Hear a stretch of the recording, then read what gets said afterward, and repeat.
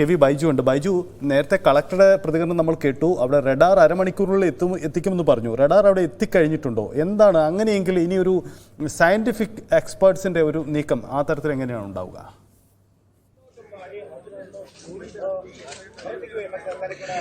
തീർച്ചയായും നമുക്ക് മനസ്സിലാക്കാൻ സാധിക്കുന്നത് റഡാർ സംവിധാനം ഇവിടെ ഇതുവരെ എത്തിയിട്ടില്ല എന്ന് തന്നെയാണ്. കലക്ടർ പറഞ്ഞത് റഡാർ സംവിധാനം എത്തിയെന്ന്, പക്ഷേ ഇതുവരെ എത്തിയിട്ടില്ല എന്നാണ് നമുക്ക് മനസ്സിലാക്കാൻ സാധിക്കുന്നത്. എന്തായാലും തിരച്ചിൽ ഊർജിതമാക്കിയിട്ടുണ്ട്. ഇന്നലത്തേതിനെ അപേക്ഷിച്ച് നോക്കുമ്പോൾ ഇന്ന് അത്തരത്തിൽ കുറച്ചുകൂടി അത്തരത്തിൽ ഊർജിതമായ ഒരു തിരച്ചിലാണ് നടക്കുന്നതെന്ന് വേണം പറയാൻ. നമുക്ക് ദൃശ്യങ്ങളിൽ നിന്ന് കാണാം. ഇത് ഞാനിപ്പോൾ ഉള്ളത് ഷിരൂറാണ്. ഇതിന് തൊട്ട് സമീപത്താണ് ഇത്തരത്തിൽ ഒരു ദുരന്തം ഉണ്ടായിരിക്കുന്നത്.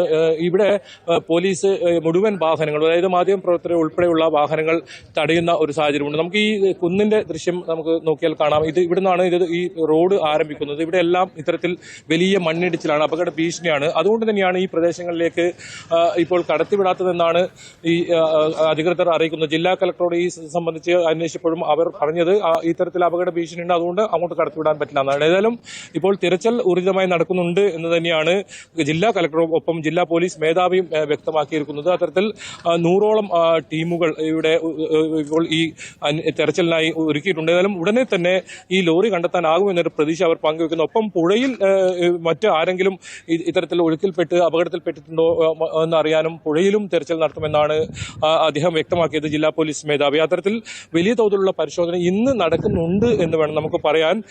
ഇന്നലെ വലിയ മന്ദഗതിയിലായിരുന്നു ഇത്തരത്തിൽ ഈ തെരച്ചിലെങ്കിൽ ഇന്ന് കുറച്ചുകൂടി ഊർജിതമായിട്ടുണ്ട് അന്വേഷണം. അത്തരത്തിൽ വലിയ സംവിധാനങ്ങൾ ഇന്ന് ഏർപ്പെടുത്തിയ ഒരു സാഹചര്യം നമുക്ക് കാണാൻ സാധിക്കാം. രാവിലെ തന്നെ NDRFന്റെ സംഘം ഉൾപ്പെടെ ഈ പ്രദേശത്തേക്ക് ഇത്തരത്തിൽ പോകുന്നത് കാണാമായിരുന്നു. എന്തായാലും ഇന്നലെ പുലർച്ചെ വരെ തെരച്ചിൽ നടത്തുമെന്നായിരുന്നു ആദ്യം പറഞ്ഞിരുന്നതെങ്കിൽ ഇന്നലെ രാത്രി 9 മണിയോടുകൂടി തന്നെ തെരച്ചിൽ അവസാനിപ്പിക്കുന്ന ഒരു സാഹചര്യമാണ് ഉണ്ടായത്. ഇന്ന് പുലർച്ചെ 6:30ക്കാണ് ഇത്തരത്തിൽ തെരച്ചിൽ ആരംഭിച്ചത്.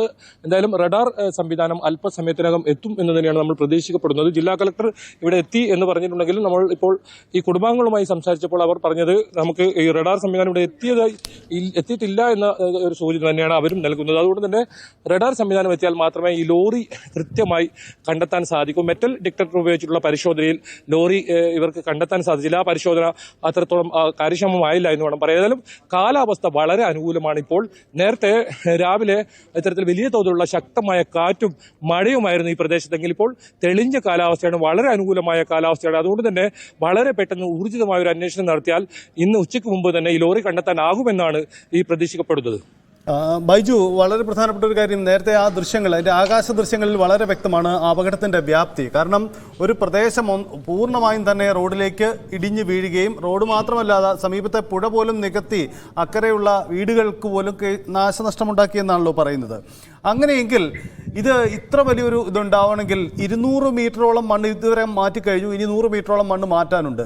അത്ര വലിയൊരു അളവിലാണ് ഉണ്ടാകുന്നത്. ഇപ്പോൾ ബൈജുവിൻ്റെ പിന്നിൽ നേരത്തെ ബൈജു കാണിച്ച ദൃശ്യങ്ങളിലടക്കം ആ സ്ഥലത്തിൻ്റെ ഒരു സൂചന വരുന്നുണ്ട്. അതായത് റോഡ് പൂർണ്ണമായി ചെത്തി മാറ്റി അവിടെ റോഡ് നിർമ്മിച്ച സ്ഥലമാണ്, മണ്ണ് ചെത്തി മാറ്റി അവിടെ റോഡ് നിർമ്മിച്ച സ്ഥലമാണ്. അങ്ങനെയെങ്കിൽ ആ പ്രദേശത്ത് ഇനിയും നിലനിൽക്കുന്ന മണ്ണിടിച്ചിൽ സാധ്യത, ആ സ്ഥലത്തിൻ്റെ ഒരു പ്രത്യേകത ബൈജുവിന് നേരിട്ട് ചെന്നിട്ട് ബോധ്യപ്പെടുന്നത് എങ്ങനെയാണ്?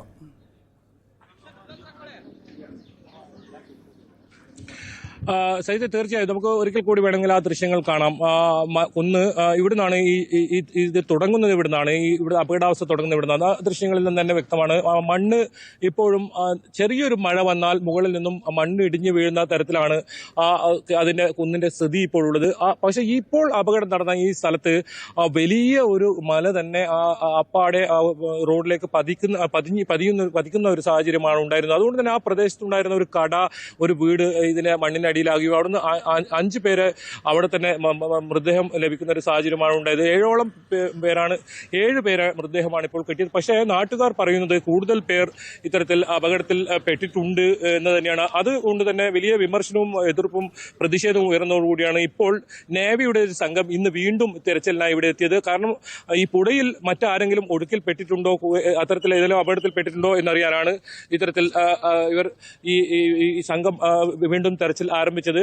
എന്തായാലും കൂടുതൽ വാഹനങ്ങൾ ഈ മണ്ണിനടിയിൽ ഉണ്ട് എന്ന് നാട്ടുകാർ പറയുന്നുണ്ട്. അതുകൊണ്ട് തന്നെ ആ പ്രദേശങ്ങളിൽ വാഹനങ്ങൾ കണ്ടെത്താനുള്ള പരിശോധന നടത്തണമെന്ന് പറയുന്നുണ്ട്. വാഹനത്തിൽ കൂടുതൽ ആളുകൾ കുടുങ്ങിയതായും പറയുന്നുണ്ട്. നാട്ടുകാരെ നിരവധി പേർ കാണാതായതെന്ന് പറയുന്നത്. ഏതായാലും ഇതിനൊന്നും കൃത്യമായൊരു കണക്ക് ഇപ്പോൾ കർണാടക സർക്കാർ മുന്നോട്ട് വെക്കുന്നില്ല. കലക്ടർ തന്നെ നേരത്തെ മറുപടി നമ്മൾ കണ്ടതാണ്, റഡാർ സംവിധാനം എത്തി എന്ന് പറഞ്ഞു. പക്ഷേ ഇപ്പോഴും ആ സംവിധാനം അവിടെ എത്തിയിട്ടില്ല. എന്തായാലും അല്പസമയത്തിനകം എത്തും നമുക്ക് പ്രതീക്ഷിക്കാം. കാരണം നമ്മൾക്ക് ഇപ്പോൾ വിമർശിക്കേണ്ട ഒരു ഘട്ടമല്ല എന്നറിയാം. പക്ഷേ ഈ പ്രവർത്തനം ഇത്തരത്തിൽ കാര്യക്ഷമമാവണമെങ്കിൽ വിമർശനം ഉണ്ടായേ തീരൂ. പക്ഷേ ഇപ്പോൾ മാധ്യമങ്ങളെ ഉൾപ്പെടെ ബന്ധുക്കളെ ഉൾപ്പെടെ കേരളത്തിൽ നിന്ന് വന്ന ഉദ്യോഗസ്ഥരെ ഉൾപ്പെടെ ഈ പ്രദേശത്തേക്ക് കടത്തിവിടാത്ത സാഹചര്യം. ഇപ്പോഴും ഈ പ്രദേശത്ത് പോലും ഞാൻ നിൽക്കുമ്പോൾ പോലും എനിക്ക് പിറകിൽ കാണുന്ന ഈ പോലീസുകാർ ഇവിടുന്ന് മാറി നിൽക്കാനാണ് നമ്മോട് പറയുന്നത്.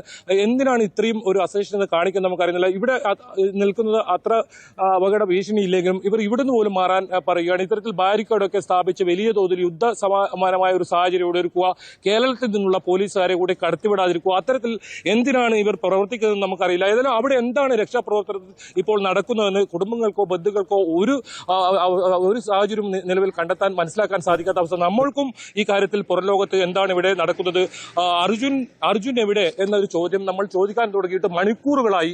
നമുക്കിപ്പോഴും ആ സ്ഥലത്തേക്ക് എത്താൻ കഴിയാത്തൊരു സാഹചര്യം. എന്തുകൊണ്ട് ഇപ്പോൾ കാലാവസ്ഥ വളരെ അനുകൂലമാണ്, അത്യാവശ്യം വാഹനങ്ങളൊക്കെ ആ ഭാഗത്ത് പോകുന്നുണ്ട്, പല ഉദ്യോഗസ്ഥരും പോകുന്നുണ്ട്. പക്ഷെ മാധ്യമങ്ങളെ ഉൾപ്പെടെ തടയുന്ന ഒരു സ്വഭാവം ഇന്നലെ മുതൽ തുടങ്ങിയതാണ്. എന്തിനാണ് ഇത് മറച്ചു വെക്കാൻ എന്തെങ്കിലും കർണാടക സർക്കാരിനുണ്ടോ എന്ന സംശയം പോലും ബലപ്പെടുന്ന രീതിയിലാണ് പോലീസിന്റെ ഭാഗത്തുള്ള ഈ നീക്കം ഇപ്പോൾ ഉള്ളത്. ഏതായാലും നാട്ടുകാർ ഉൾപ്പെടെ പോലീസിനെതിരെ വലിയ പ്രതിഷേധവുമായി രംഗത്ത് വരുന്നു. എന്തായാലും എന്താണ് ഈ ഇവിടെ നടക്കുന്നതെന്ന് കൃത്യമായി ജനങ്ങളെ കാണിക്കേണ്ടതുണ്ട്. അത് കാണിക്കാനുള്ള ഉത്തരവാദിത്വം ഈ കർണാടക സർക്കാർ കാണിക്കണമെന്ന ആവശ്യമാണ് ബന്ധുക്കൾ ഉൾപ്പെടെ ഇപ്പോൾ ഉന്നയിക്കുന്നത്. അതെ ബൈജു, അതാണ് അവിടുത്തെ സാഹചര്യം. എന്തായാലും റഡാർ അവിടെ എത്തുമോ എന്നതാണ് പ്രധാനപ്പെട്ട കാര്യം. റഡാർ വന്നെങ്കിൽ മാത്രമേ കൂടുതൽ വേഗത്തിലുള്ള പരിശോധന നടക്കുകയുള്ളൂ. കാലാവസ്ഥ നിലവിൽ അനുകൂലമാണ്. അങ്ങനെയെങ്കിൽ ഉച്ചയോടുകൂടി തന്നെ ആ വാഹനം കണ്ടെത്താനാകുമെന്ന പ്രതീക്ഷയിലാണുള്ളത്. അങ്ങനെയെങ്കിൽ അതിലേക്ക് തന്നെ അന്വേഷണം നടക്കുകയാണ്. എന്തായാലും സർവ്വസജ്ജമായി ഈ ദൗത്യസംഘം അവിടെ ഉണ്ട് എന്നതാണ് നമുക്ക് മനസ്സിലാവുന്നത്. എത്ര വലിയൊരു ദുരന്തമാണ് ഉണ്ടായത് എന്നതാണ് ഈ ദൃശ്യങ്ങളിൽ നിന്നും വ്യക്തമാവുന്ന കാര്യം. കാരണം ഒരു പ്രദേശം അപ്പാടെ ഇടിഞ്ഞു വീഴുകയാണ് ഉണ്ടായത്. അതാണ് ഇത്ര വലിയൊരു ദുരന്തത്തിലേക്ക് പോയത്. ആ മണ്ണ് മാറ്റുക അത് ദുഷ്കരമായ പ്രവൃത്തിയാണ്. ഇന്നലെ കാലാവസ്ഥ പ്രതികൂലമായിരുന്നു, കാരണം മഴയുണ്ട്. മഴയ്ക്കിടയിൽ ഈ മണ്ണ് അവിടുന്ന് മാറ്റുക ദുഷ്കരമായിരുന്നു. പക്ഷേ ഇന്ന് കാലാവസ്ഥ അനുകൂലമാണ്. അതുകൊണ്ട് തന്നെ മണ്ണ് മാറ്റൽ പ്രക്രിയ വേഗം കൈവരും. കൂടുതൽ JCB സ്ഥലത്ത് എത്തിക്കാനുള്ള നിർദ്ദേശം നൽകിയിട്ടുണ്ട് എന്നതാണ് അറിയുന്നത്. അങ്ങനെയെങ്കിൽ നമുക്ക് കൂടുതൽ വേഗത്തിൽ രക്ഷാപ്രവർത്തനത്തിലേക്ക് പോകാം. നിലവിൽ മലയാളിയായ അർജുൻ മിസ്സിംഗ് ആണ് മലയാളികൾ ആശങ്കപ്പെടുന്ന ഒരു കാര്യം. പക്ഷേ നിരവധി വാഹനങ്ങൾ ഉള്ളിലുണ്ടെന്ന് പറയുന്നു. മറ്റ് പ്രദേശവാസികളടക്കം നിരവധി പേർ കുടുങ്ങിയിട്ടുണ്ടെന്ന് പറഞ്ഞു. അങ്ങനെയെങ്കിൽ ഈ അപകടത്തിൻ്റെ വ്യാപ്തി എത്ര കണ്ട് വലുതാണ് എന്നതിൽ ഒരു വ്യക്തത ഉണ്ടാവണമെങ്കിൽ തന്നെ മണ്ണ് മാറ്റേണ്ടി വരും എന്നതാണ് സാഹചര്യം. എന്തായാലും ഒരു പ്രദേശം അപ്പാടെ ഇളകി മാറി വീണു എന്നതാണ് ഈ ദുരന്തത്തിന് ഇടവച്ചത്. റോഡ് നിർമ്മാണം നടന്ന ഒരു ഇടമാണ്. ഇന്നലെ സംസ്ഥാന ദുരന്ത നിവാരണ അതോറിറ്റി മെമ്പർ സെക്രട്ടറിയൊക്കെ സൂചിപ്പിച്ചതുപോലെ ആ പുഴ അവിടെ വളഞ്ഞ് പോകുന്ന ഒരു സാഹചര്യമുണ്ട്. അങ്ങനെയുള്ള ഒരു ഭൂപ്രകൃതി തന്നെ ഒരു പക്ഷേ ആ മണ്ണിടിച്ചിലിന് അവിടെ ഇടയാക്കിയേക്കാം എന്ന സാഹചര്യം പോലുമുണ്ട്. അത്തരം